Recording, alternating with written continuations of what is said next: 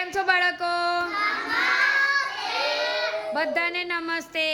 જો આજે આપણે એક સરસ મજાની પ્રવૃત્તિ કરવાની છે.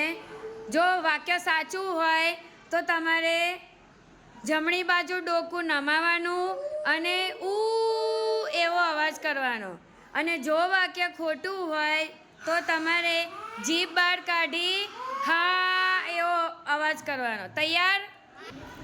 ચલો, પહેલું વાક્ય છે, દરેક માણસને 4 હાથ હોય છે. સરસ. માછલીઓ પાણીમાં રહે છે. સિંહ માળામાં રહે છે. વિમાન પાણીની અંદર ઉડી શકે છે. ફરીથી, વિમાન પાણીની અંદર ઉડી શકે છે.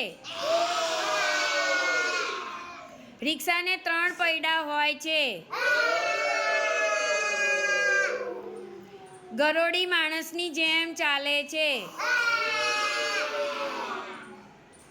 ઘડિયાળમાં 3 કાંટા હોય છે. તરબૂચ કાપીએ તો ગોટલો નીકળે. કોથળો દફતર જેવડો હોય છે. ખૂબ સરસ બેટા, તમને આ પ્રવૃત્તિ કરવાની મજા આવી ને?